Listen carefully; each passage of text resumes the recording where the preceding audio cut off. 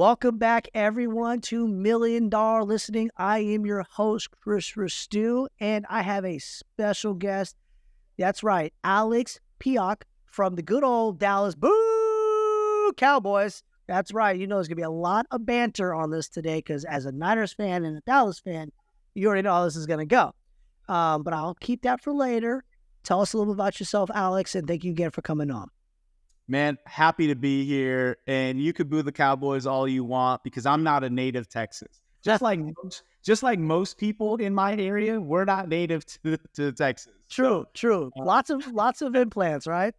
Dude, ridiculous, man. It is. I think last year the numbers came out. It was again the number one net migration state with Florida coming in. But even it was like 373,000 to Florida's 240, 250. Don't quote me on that. But it wasn't even close, man. This place has been a destination for relocation and transplants since I moved here in 2014. I've experienced it year over year. So it's pretty crazy here. No, it's awesome, man. I've been there a bunch of times, as you know, from the Tom Ferry ecosystem. And, good old Tom moved to Dallas, right? So now we're in Dallas all the time, right? I love it. Dude, 30 minutes. 30 minutes. Yeah, no, I love it, man. Oh, dude, I mean, and I'm just going to say something nicely because I'm going to say it nicely. Like, kind of bummed, man, because, like, team mastery, right? Like, it's cool, right? We get Tom, right? We get Tom for 3 separate master days, but it's like, we got to go all the way to Dallas for 1 day mastermind. Like, oh, gosh, that's so tough. I'm like, can I get on the podcast, Tom? Like, how do I like double down this thing right there? Because it's a 3-hour flight, 5-hour flight, 5-hour back for 8 hours. It's virtually located, right? So, like, if you think about his positioning as an organization, you want to be central because then it's 3 hours for almost everybody. When you're doing coastal stuff, man, like I was in Connecticut. So I started my real estate career in 2003. Yeah. So this is year 21. 21, ladies and gentlemen. 21. Yeah. So, when I was a kid, everything I did was cross country, right? If I had to go to California or even Florida's a 3.5-hour flight from. So like being central is actually pretty smart if you're going to run an organization that does a lot of events, and flying into Texas is actually pretty affordable. Like it is affordable. Yeah. I'll give it that for sure. It's definitely affordable. And I get it. I understand it. At the same time, I'm just like, oh man, 1 day, 3 hours, 4-hour flights. So I'm trying to figure out how to get over that. It's me and my mental break. But I've actually enjoyed Dallas. I got a funny quick story for you, Alex. You'll laugh. I'm pretty sure you'll laugh your ass off about this. So, me being a Californian, haven't traveled much, right? I've been to California, I've been to Nevada, I've been to Hawaii, I've been to Oregon, I've been to Montana, right? So what do you think Dallas was when I was like, I'm going to Dallas, Texas, man. I'm going to see some cowboys and some horses. Then I walk in, I'm like, shit, it's San Francisco. My first time there, I was like, man, where's all the cowboys and all the country food and all that? No, you got to go out a little bit for that. But you got to go Fort Worth, man. You got to head out to Fort Worth. Yes, exactly. Which I learned, which is I love. I kind of learn new things every time I'm there. So let's talk about it, Alex. You've been doing real estate for 21 years. Kind of take these agents that we're going to be talking to along your journey because as you know and I know, being in real estate, there's ups and downs, right? Nothing's perfect. There's going to be great years, there's going to be down years. It's going to be some years are going to be, a lot easier than others. Some are going to be, holy crud, I'm holding off in your life, right? So talk to me about your 21-year journey for real estate. Yeah, man, I wish I could say it was all, straight trajectory up and it was a nice, smooth ride. But I got licensed in 2023. Completely honestly, I'm 19 years old. I have no clue what I want to do in life, going to college. But my dad was in real estate. Okay. But he was an investor. So he wasn't into like working with buyers and sellers. He did a few, maybe 3, 4, 5 deals a year, nothing crazy. Yeah. But he was an investor. So he flipped houses. Okay. So as a kid growing up, I went to work with dad. So I've been in the real estate field, renovations, swinging a hammer for as long as I could honestly remember. That's how I spent time. But dad was going to the home, picking up sheetrock at Home Depot. That's how I grew up, right? So we were going to an investment property and I said, hey man, dad, I'm thinking about getting into real estate. I don't know what I want to do in school. I'm really not enjoying school. I was not a good student. I was just kind of skating by, going to college because that's really what my parents' dream was. Neither one was afforded that opportunity. So that was so I'm really fulfilling somebody else's, dream here. Yeah. He was like, okay, cool. Well, let's do it. So I get into real estate, and like everybody else, I get punched in the face. I'm like, what do I do? My dad's like, I don't know, man. I flip houses. Like, so, Yeah, like I'm not sure on how to do that job. right. So here's my advice. If you're a brand new real estate agent, you better get yourself a badass mentor who's got a business model that you'd like to emulate, somebody who's got systems, processes, training. Because if not, you are going to struggle, and it's going to be like Groundhog's Day. Every year you're going to start at zero trying to figure this shit out. Nailed So it. here I am, 20 years old. I did what everybody else did. Talk to my friends. I got a couple of transactions under my belt. From October to December, I had 1 or 2 deals, and I'm like, very quickly though, I will tell you, I did the math, and I'm like, I'm going to school, and in these 2 transactions, like I see the opportunity. I'm like, I'm going to make triple what the college professor is trying to teach me from what the college is paying this person who's the one that's. So I did the math, and I was like, yeah, I don't think this business degree is going to serve me as much as real estate could. So I was hooked. I've always sold. I've had jobs at Sports Authority selling sporting equipment, exercise equipment, and I always excelled at that. And I loved it. Man, I was selling car parts, radios, body kits, rims from 15 years old on. So like I've always kind of had that entrepreneurial edge and loved selling, but I always did it in and around things I was passionate about. And real estate was one of those things because that's where I spent time with dad. Also, as a young kid, we moved house to house to house. So I went to a different school from kindergarten, I think, till 6th grade was the first time I was like in a routine in a house when my parents bought their first home. So like I really look at real estate differently when I work with my clients. Like I see the value of the home because I think that represents security for families. Like there's so much intrinsic value, safety, security, wealth building. So that's why I loved real estate, because I felt that shift in my life when my parents bought their home. And so that's kind of why I do what I do. I really do enjoy it. But I quickly realized, now I bought everything, by the way, Chris. If somebody was selling something for real estate, for coaching and training, I bought it because I didn't have anybody to teach me. So about year 2, I'm looking at the market. So like people say, when you're 19, 20 years old, how do you get people to work with you? You better be an absolute badass in understanding your market to where when you are having a conversation with a 50 and 60-year-old, their jaw hits the ground at how knowledgeable you are in the market. Now, back then, all that shit was done by hand on Excel spreadsheets. You couldn't go to a Real Market Reports or an Altos Market Reports where it's all done for you. But I was a student of the market. I became an absolute expert. I knew list price, sales price ratio, days on market, average sales price. I knew the absorption rate of every single market. And what I was doing is I was studying the market because I started to invest in homes with my dad. And I started seeing the days on market start to shift. 2003 was okay. 2004 was a great market. 2005 was a great market. 2006. And I said, we need to get out of all of our investments. I was like, because I'm seeing this days on market and the absorption rate is really moving pretty dramatically month over month. And man, we got out of everything. And that's when obviously 2000 hit and we were out of all investments. So I've really navigated some difficult markets, obviously going through 2008, the foreclosure, the mortgage boom and all that craziness. So that was an interesting time, man. I shifted my entire company at that point. I had bought a RE/MAX franchise. This is how crazy I was. So 22 years old, 2 years into the business, I said, I have no training. I have no systems. I have no processes. I bought a RE/MAX franchise at 22 years old, went in with, convinced my dad, probably wants to kill me to this day. We take the check franchise, but here's why. Yeah. At that point in time, dude, they would stream their training into your office. Like that's how far ahead they were. And I had access to people like Craig Proctor, Tommy Hopkins, like old school trainers, right? Yeah.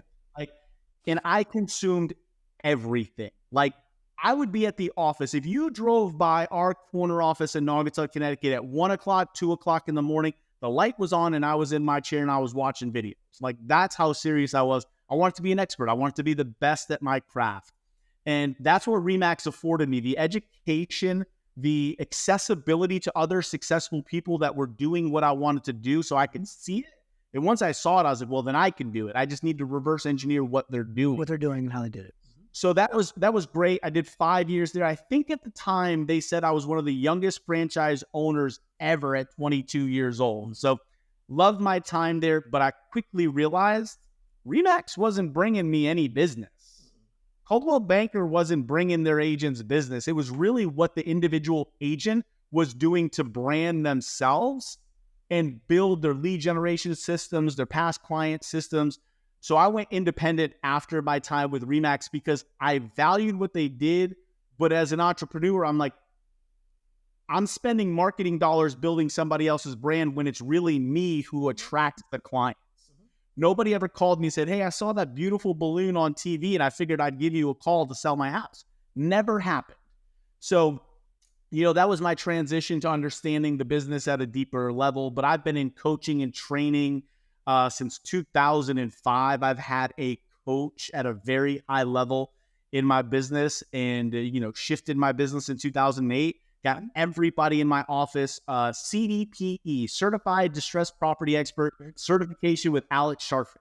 And that saved my ass, man. And we also helped a lot of people. But there was a point. Now, people have to understand. I talked to people in Dallas and 2008, 9, and 10 was a tough time. Their market values went down 10, 15%. Out there in the world. They have no clue what happened outside. Yeah. If you were in a California, Nevada, you got destroyed. Right. People don't realize Connecticut, where I live, there were homes that lost 50, 60, 70%. And the biggest thing is, this is getting into the weeds, but if you live in an area where foreclosures are done through the judicial system, where there's court cases, people cannot pay and live in their home for up to 2 years. Happen all the time. Yeah. Not paying, just sitting there. Just sit there. So very difficult. Now, what happens is you build up a high level of distressed inventory and home values just tank. Where if, you can turn over foreclosures quickly, you don't flood the market. Yes, you have a little dip, but our market, man, was getting destroyed. There were homes that sold at 350 that were then getting purchased at 100. I still own property in Connecticut. I have a condo that today is worth 190. I paid 35 for it. The person that lost it, I think, was like at 120 on it. Like, that's how crazy the market got. My personal home, they paid 350. I bought it for 110. Like, that's how destroyed that market got. Now, when I shifted my business to going the short sale route, that kept deals coming into our office. We had to shift our entire business model. We had to charge upfront fees to take on short sales because the amount of back-end legwork that they would take. And you might only successfully get a bank to approve 50% of the short sales because they had no systems and processes. It was the Wild West. They had no idea how to even handle it. No. So to say I've gone through good markets, really shitty, difficult markets, historically bad markets, that's kind of my trajectory. And, I came out of that in 2010. That market was depressed and distressed. When I moved out in 2014 to Dallas, this market was just starting its boom. I would argue that there's still parts of Connecticut that still hadn't even gotten anywhere near where values were. It's right now, 2023, 2024, where those home values just finally exceeded where they were in 2005, 6, 7. So think about that cycle. That's a huge cycle. 18 years, 19 years. Yeah, huge cycle. Now, here we are in Dallas. Dude, we're breaking a record every month because there's no inventory. Home values are going up like straight skyrocket. So Dallas is a great market. Great market. I'm happy to be here. Yes, absolutely. But I want to recap a little bit with that because, like I said, this is going out to agents, and I have, so I I have I'll say a young Alex, but now a young 21-year-old kid in my office comes in every day, good kid. Caden and Caden, I want you to listen to what he said. He was at his office at 1, 2 a.m. in the morning studying the data, and he knows what I'm talking about because I was talking about outdoors research. We're studying the reports, KCM, understand the information, understand the market, understand MLS, what's on the market, what's off the market, what's absorbing, what's happening, what's days on market, what's median list price, and what's going on, right? Because as a young agent, you have to understand that you have to be so sharp on your skill set because as soon as you give them an opportunity, they're like, he's too young to be selling real estate, right? And the good news about it is you could really be way better than a lot of other agents right away, really fast, if you just own that. And that's what you did. And you said, look, I'm going to do whatever it took. At 22, buying a franchise, right?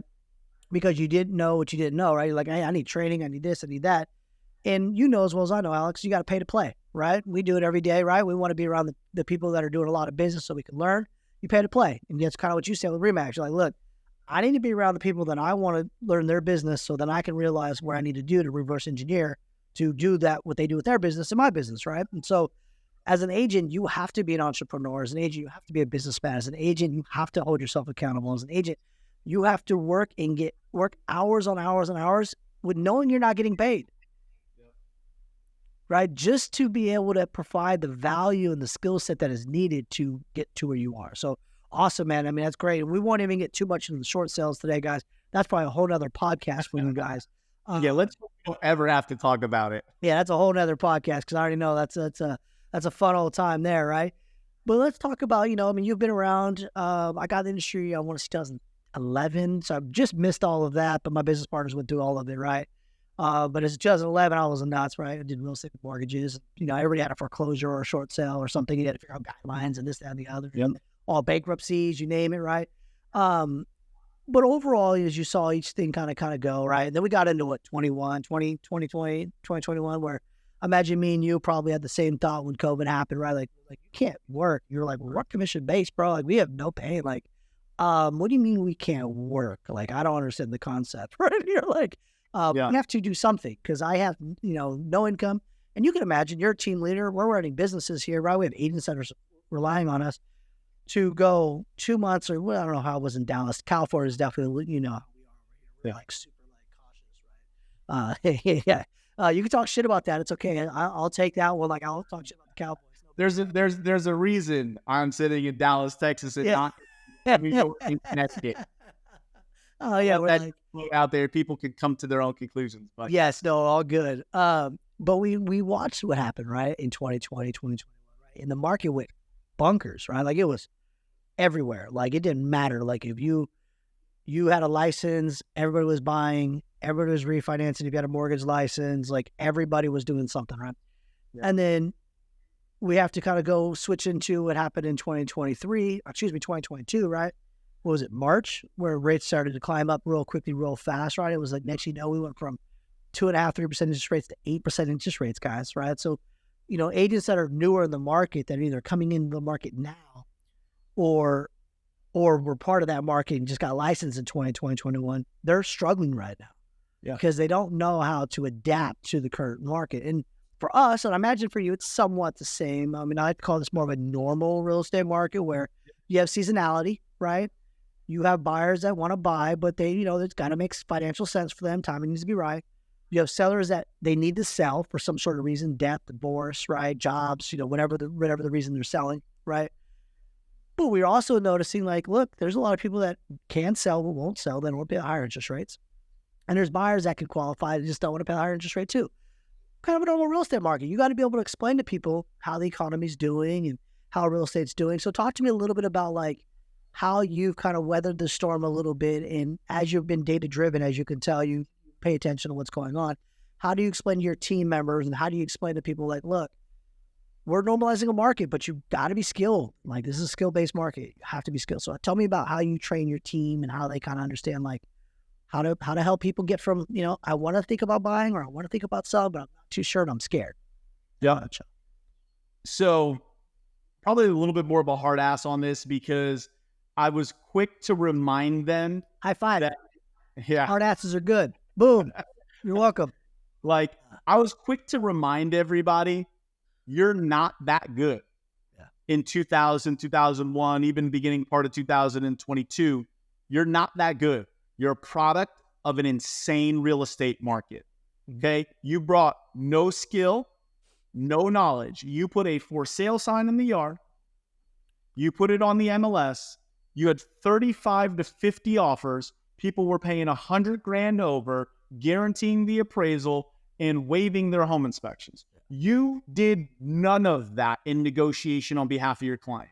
So I reminded them, take advantage, work your ass off, stack some cash. One day, this will revert back to a changing market. When it does, all the people who thought they were great but didn't do anything will mightily struggle and they will leave the business. And then who you work with will matter. Skills will matter. So being able to shift and navigate to a normalized, shifting, changing market is something we talk about all the time. It's important to put things in perspective with your team and relate it back to the 2016, 17, 18, 19 market. And then look at the data, look at the days on market, list price, sales price ratio. Like that's the market you want to compare things to see the baseline of the market. But, you know, we are constantly talking about how to, you know, because obviously sellers lag. So the buyers are kind of the leading edge. Once the market shifted, buyers pulled back. They're not willing to write the multiple offers. Like they're changing quicker. But sellers lag. They still think it's a seller's grade market. We want to price our home up here. Why is it not selling? It's you put it on Friday, it's Saturday morning. Why don't we have multiple offers? So you have to know how to articulate the shift and the change of the market, and you have to use data to show them. For example, when I meet with a seller, the first thing I tell them is I don't do a CMA. I'm not going to look backwards 6 months ago. And if another agent is doing that, they're costing you tens of thousands of dollars. They're mispositioning your home on the market. And then I show them the data and they're like, oh, wow, you're absolutely right. I said, what my job is to predict the next 90 days of you going on the market. Where's the market going? What's the buyer activity? What are the trends? What can we expect in price appreciation, looking at seasonality in buyer demand? And then with our marketing, how we can put you ahead of that to ultimately make sure your home gets sold, attracts the right buyer, gets you as many offers as possible to sell your home at top dollar. Like, so that's what we train on, is understanding the market conditions, and then looking at trends. But I'll go back to 2015, 16, 17, 18, 19 to see what normal looks like for them. Yeah, no, I agree with you. And that's kind of where we're at. I mean, outside of inventory still being wider than that, right, in general, that's the market, right? It's like, hey, look, you gotta know what's happening. And as you know, and we know, especially right now, you see interest rates drop a little bit. You see more buyer applications going in there. I mean, it's very, very interest rate heavy, right, in general. And we all know most sellers, when they see the 5% interest rates, what they're going to do. They're like, yep, okay, I want to go buy that house I've been waiting on, or I want to move because now the payment's not that bad. But you're right. It is trading. It's understanding the data. It's understanding what's about to happen. And if you're not looking at the numbers weekly as an agent, guys, I'm telling you right now, if you're looking at just monthly data, you got to dive into the weeks sometimes and see the trends and go back 5 years. And if you don't have Altos research for you agents out there, I'm not too sure what you're doing in your business, because they'll give you a 5-year trend. 5-year.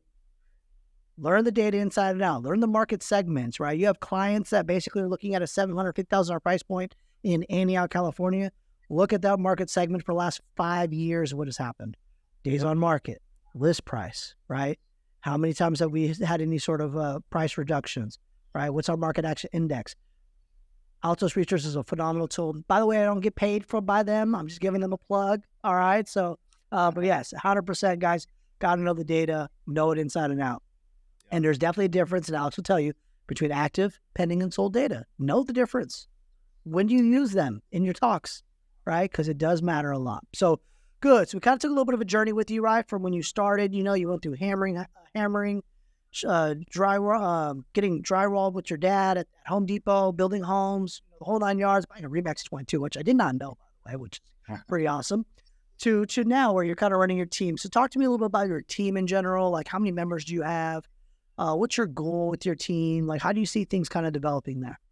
Yeah, so I have a really, I have a young team. So, I'm in with EXP. So I've brought some people on through kind of my team structure that we're just getting into real estate. So we're not a very seasoned team, but I do it more for the mentorship of providing them the weekly training and the skills that they're going to need to eventually step out onto their own and be single agents. That's always kind of the goal of how I've structured my team, is I want to kind of use it as a filtering system to really help these people set up really strong businesses. So good. There's 4 agents on our team, very young, some just starting.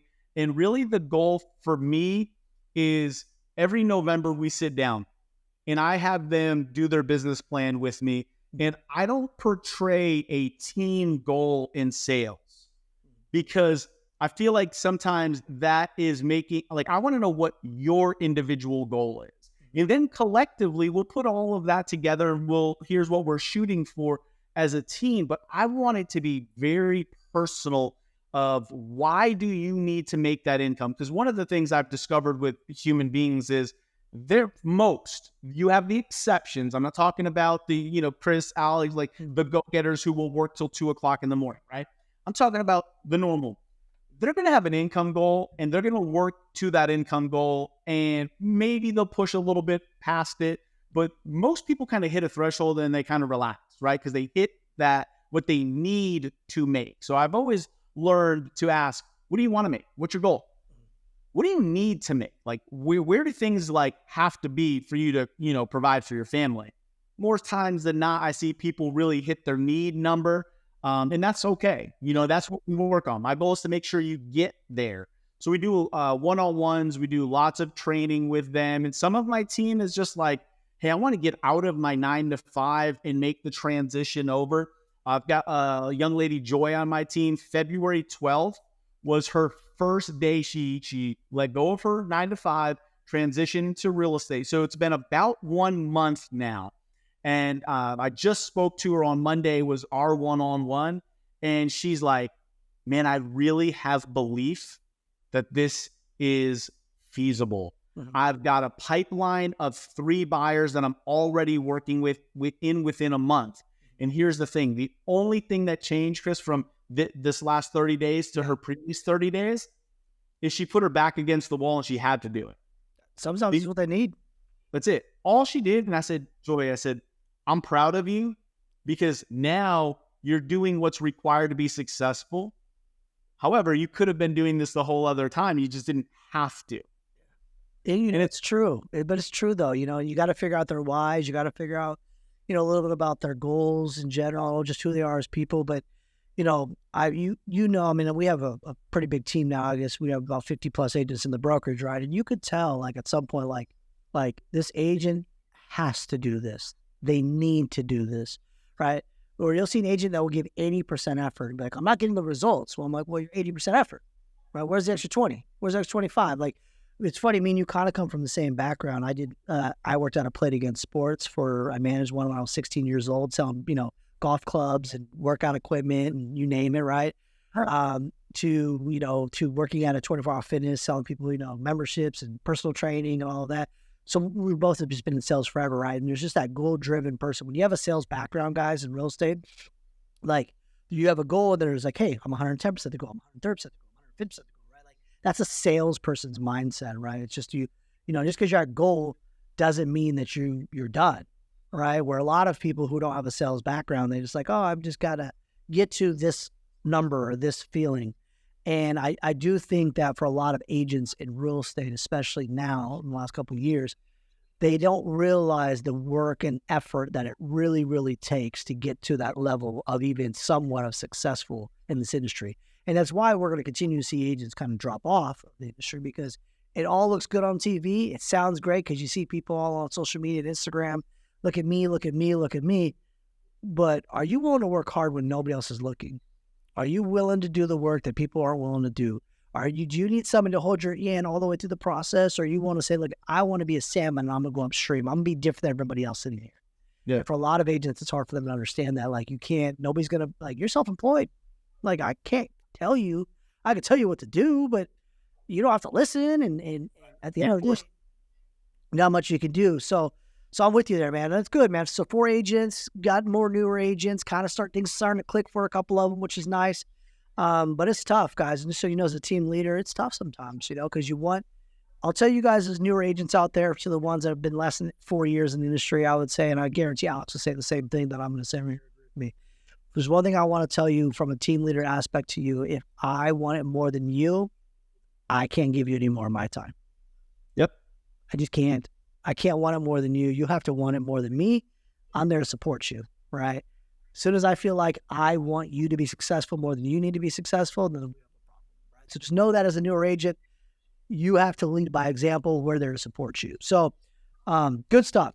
And training's important, all that good stuff. And I agree with Alex 100%, guys. If you are a newer agent right now and you're struggling in any way, shape, or form, shop around for a mentor. Shop around for somebody who has a business that you like. Shop around and figure out who's out there that can help guide you to where you want to go.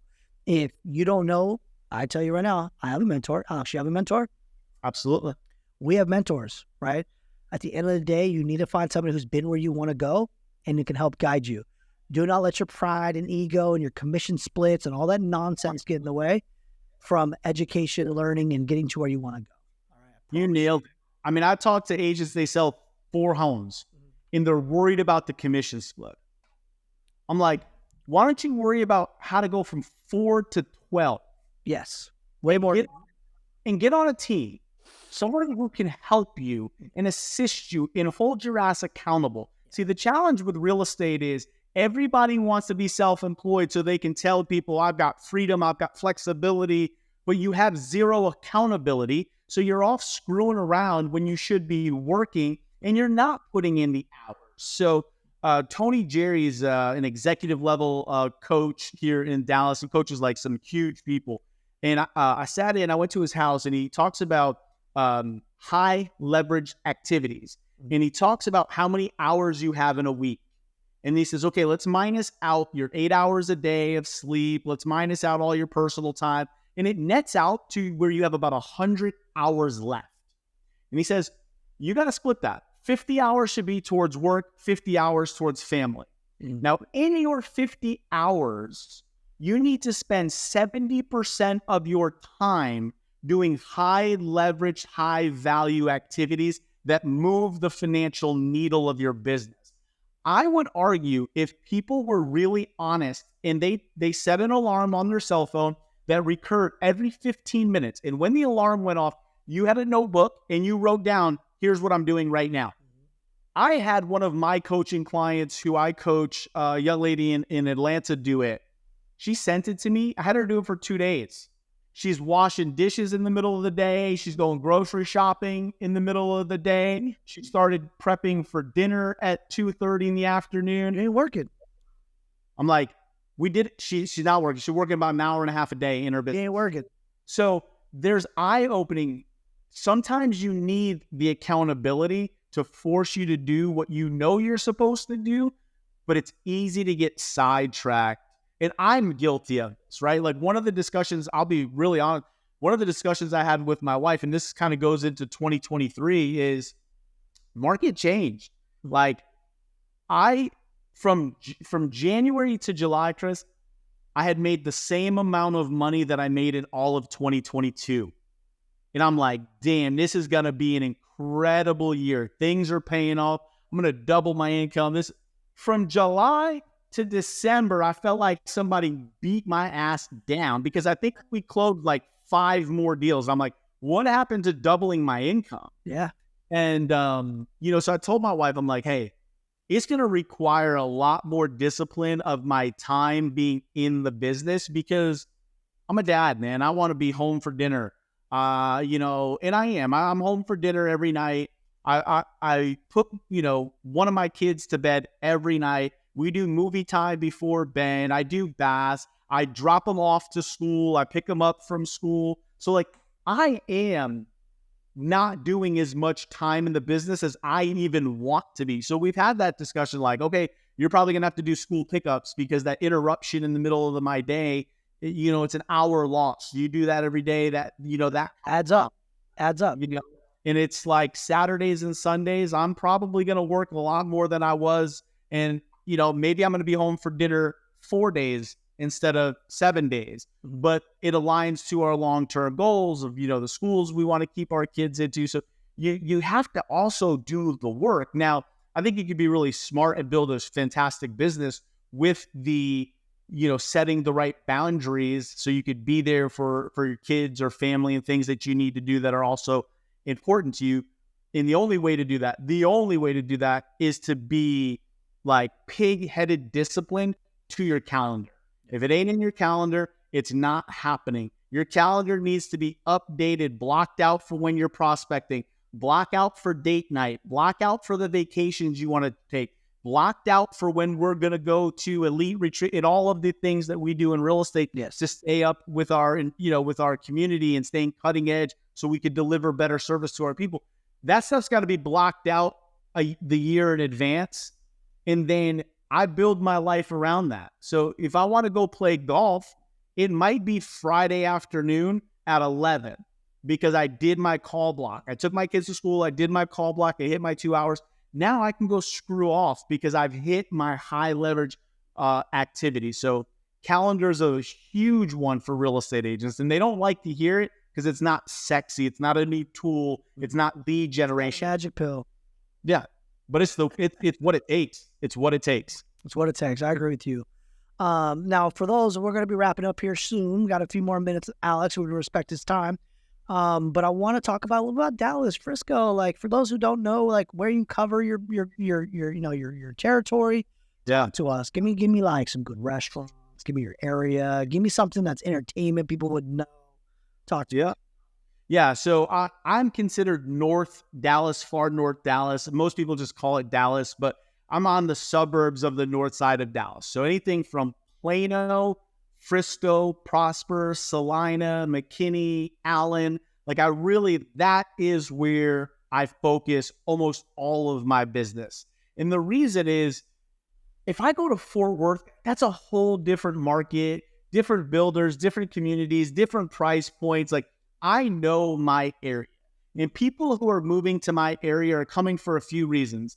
The primary reason is the schools. In this North Dallas area, we have some of the highest rated schools in all of Texas, and that is public schools. There's also fantastic private school options that people come here for. Mm-hmm. They come here for employment. So Frisco has quickly become a hub. Frisco and Plano for many huge companies that have relocated their world headquarters here. So that's what's bringing people. We have a big tech center. That is a huge driver in the economy right now. And a lot of people here work from home, or they do, a 2-day in the office, 3-day home kind of split. So that's pretty normal. So our average household income, because of these job sectors, is like 140, 150. And a lot of those are single income households. Okay. So pay is fantastic. Cleanliness. I mean, you've been here. Dallas is Dallas, but if you get north, everything here is brand new. Oh, it's brand new. I mean, we're at the PGA golf course in Frisco. It's the whole area is brand new. You got Jerry Jones section. I don't know, Jerry Jones, whatever it is. It's super nice. You got restaurants. Yeah. It's very hard for me to give credit to Dallas, as you probably could tell. But, you guys do need to get a GM at some point. Just saying. He's not a good leader of the team for sure. No, for sure. But it is all new. Like that's the thing. Like one thing that I would tell you for sure, being in Dallas is, and I agree. I mean, there's parts of Dallas, that's San Francisco, right? Downtown Dallas is San Francisco, the same thing, right? There's no difference there. But as you get on the outskirts, everything's new. Like it's clean, everything's new. There's still lots of traffic like anywhere else. But let's talk about the one thing I think people don't really give. I don't know, maybe they do give a lot of love, but man, you guys got some really good food. Food is awesome. So I think it's some really good restaurants there. So talk to me about the food, because I think people need to understand, like, it's really, really good. There's so many food options here. I've lived here since 2014. I probably haven't scratched the surface in food. Obviously, we get a lot of people who come visit us. Barbecue is a big one. And there's like 10 different places that are like must go to spots. There's some in Dallas. Pecan barbecue is like a big one. We go to one eat every year when we're down at the summit. But here in Frisco, Frisco has several barbecue spots. Hutchinson's barbecue is huge. Heart 8 right in the Colony is another big one. And these places are jamming. And people come here for the food. Tex-Mex is a big hit here. We have incredible steakhouses. Nick and Sam's is awesome. Del Frisco is the Eagle Steakhouse. Is incredible. I've ate there. It's really good steakhouse. Really good steakhouse. Shopping. So the one thing I would say is since Frisco is really blown up, so I would even argue that like Frisco is quickly becoming its own big city. So it is. It's like it was a suburb of Dallas. Now everybody's building and bringing their world headquarters around Frisco or to Frisco. So it's shifting. So before, if we wanted to go out and go like to a rooftop, we'd go down to downtown Dallas and you have Truck Yard here now in the Colony. The Colony's built out Grandscape, which is just there's puttery, like a drinking indoor putting. Like there's such cool stuff. Tiger Woods is building his golf league here that he's doing. He's got a whole new golf that is coming in that area. So like everything is here. I think that's what blows people's mind is within 35 minutes, guys, I am at anything I want to do. Any major sporting venues. I just took, my parents were here visiting last week. So we went out to Monster Jam with my son at AT&T. There's so much to do. Every big concert comes through Dallas. There's just so much. It's new, it's clean, it's safe, very low crime. The home values in comparison to the job opportunity is still affordable for people relocating. Like if you're native to Texas, it's like, wow, I can't believe what home values have done. But if you're coming in from California, New York, New Jersey, Massachusetts, Chicago, it's a steal. Coming here and you're like, that house is $700,000. Yeah. Like that's $1.5 million to $2.5 million in any of these other. Oh, I mean, dude, some parts sounds like those things are $5 million. Yeah. Like the houses you're taking on your new build tours, you're like, this is $700,000. I'm like, that was in Silicon Valley, it'd be like $5 million. Yeah. So that's what brings people here. So I would say weather is. I was shooting model home tours in t-shirt and shorts in February. We always get the cold spells here that are like 3 days, but it could be 60, 70 degrees in February, March. Like it's beautiful. So weather is great. Lots of new home opportunities. Employment is phenomenal. There's something for everybody. And then if you enjoy being outdoors, you like sports, this is it. Schools are the primary driver. There's lots of people who come from other areas and they're like, I loved where I lived, but the public, I had to put my kids in private school. So I came here, I got a bargain on a house, and my kids are getting that level of education at the public school level. Those are the primary drivers. And anybody who's in business, we talked about this earlier. Yeah. You're located in the center of the country. You can be anywhere in 3.5 hours. Love it. I love it. I appreciate you hopping on, Alex, man. Phenomenal information. Before you go, Alex, before we wrap up, how do people get a hold of you? If they're looking northern Dallas, they want to take a tour of homes, like how do I get, like, I know this is going to go to more agents and I get it, but like, how do I get a hold of you though? Yeah. So, I'm on every social platform. Just look up my name. Everyone. Yeah. Every single one. Yeah. Hold on. Wait. Before we do that, let's give your YouTube a plug. Yeah. YouTube is the big one. So everything Dallas real estate is my YouTube channel. I would say right now, that is by far my number one lead generation pillar in my business, and it's free. Everything you see on that channel is organic. We've not spent any money on driving traffic. We do a little over 1 million views a year. And I would say on a monthly basis, it probably brings, on a slow month, 6 to 7 buyers. On a great month, could be 12 or 15. And these are people who are texting me, calling me, or scheduling a buyer consultation via a Zoom link. And when they call, they're like, I watched the video. We're coming to visit on this day. We saw this builder, this model. This is what we wanted for. They're not interviewing other real estate agents. So that's been That's probably been one of the best things. I'm about 18 months into really giving it the attention that it needs. But that's something I would advise everybody to do. You better be on video. You better be producing a shit ton of content that differentiates yourself, because people want to work with people they like. So seeing you on video, you might hate yourself. By the way, I've never watched myself on video. I hate Me neither. But you know what? The people who want to do business with me enjoy it. Yeah. And the people who don't want to do business with me don't call me. So it doesn't matter. 100%. Over 1 million views, ladies and gentlemen, on his YouTube channel. Just 1 million. Little drop in the bucket. Boop. Tons. Outside of that, any other social media platforms, phone number, anything else you want to give out? Yeah, my phone number, 469-885-0435. That's my personal cell. You can call me anytime. All my contact information is all on all my socials.